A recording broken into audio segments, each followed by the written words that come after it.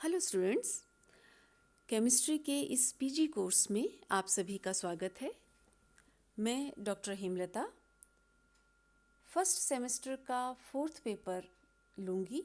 इसका half paper मैं लूँगी। ग्रुप थ्योरी और स्पेक्ट्रोस्कोपी का ये पेपर है और इसकी 5 यूनिट्स हैं, जैसे कि बाकी सभी पेपर्स में होता है। फर्स्ट यूनिट में सिमेट्री और ग्रुप थ्योरी की बात की गई है और बाकी चारों यूनिट्स स्पेक्ट्रोस्कोपी से रिलेटेड हैं। तो मैं आप लोगों को स्पेक्ट्रोस्कोपी करवाऊंगी। कुछ टॉपिक्स आप स्पेक्ट्रोस्कोपी के पहले बीएससी में कर चुके हैं। उसके अलावा काफ़ी कुछ इसमें ऐड हुआ है।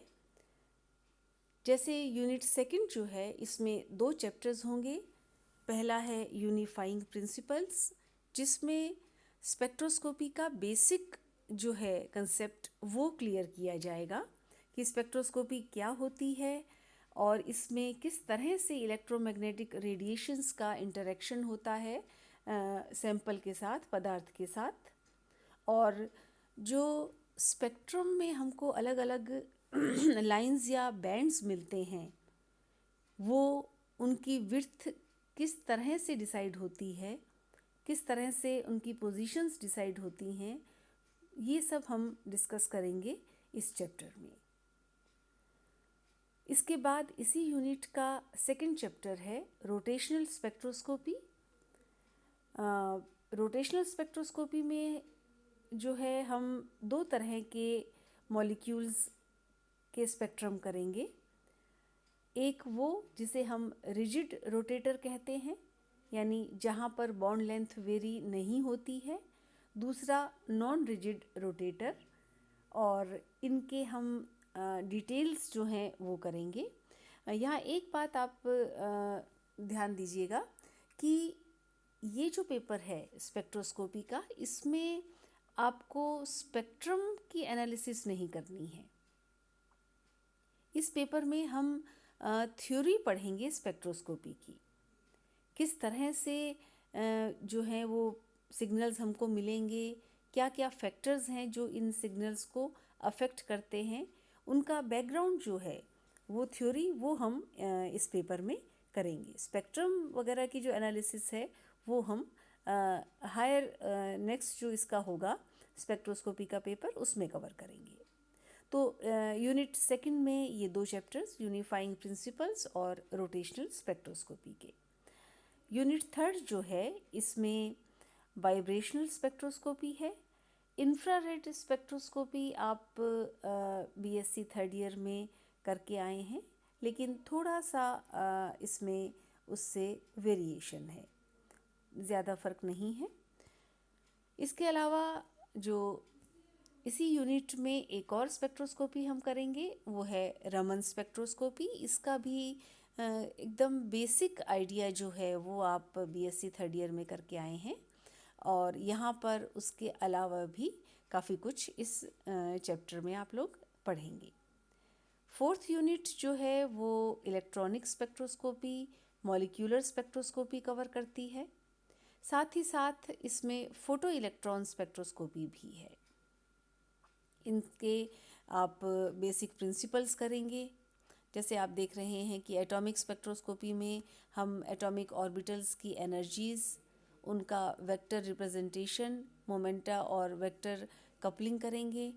हाइड्रोजन एटम और एल्कली मेटल एटम्स के स्पेक्ट्रा डिस्कस करेंगे। मॉलिक्यूलर स्पेक्ट्रोस्कोपी में डाई एटॉमिक मॉलिक्यूल्स का electronic spectra, Born Oppenheimer approximation, vibrational progressions, Franck Condon principle, electronic spectra of polyatomic molecules. इसके साथ ही हम एमिशन स्पेक्ट्रा करेंगे।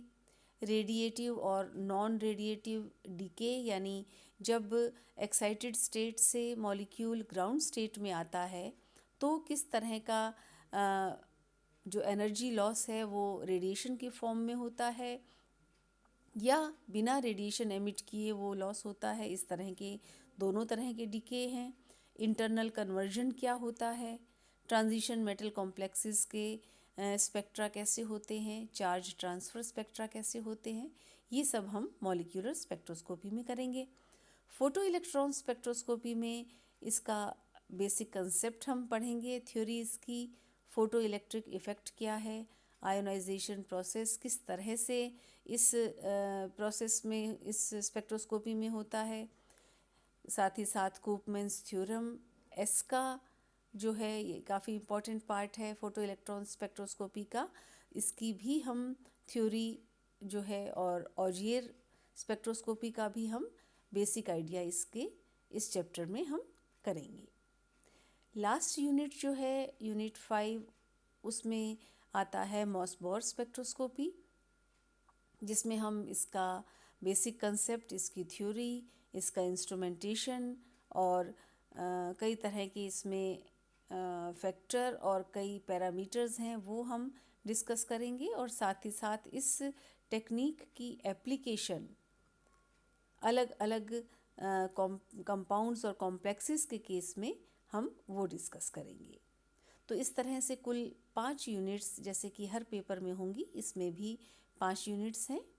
और जहाँ तक इस सिलेबस को कवर करने वाली बुक्स की बात है, तो कुछ बुक्स जो हैं ये आपके इस सिलेबस के साथ ही दी हुई हैं।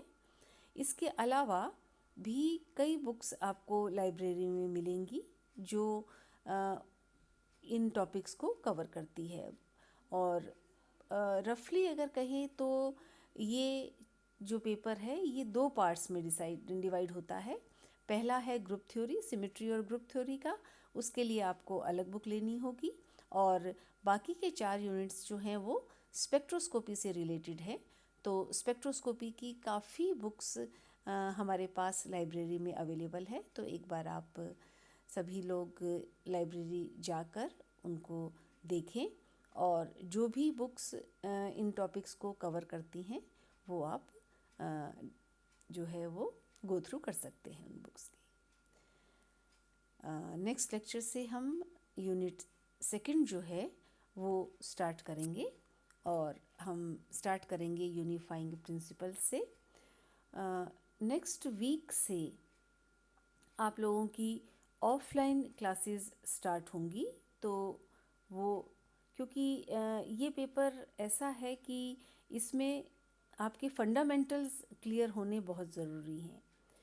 तो थोड़ा हम शुरू करेंगे ऑनलाइन क्लास के द्वारा, लेकिन ऑफलाइन क्लासेस में ये और बेटर तरीके से आप समझ सकते हैं। तो हम शुरुआत ज़रूर ऑनलाइन क्लासेस से करेंगे, लेकिन जल्दी ही हम ऑफलाइन क्लासेस की ओर डाइवर्ट हो जाएंगे। Thank you.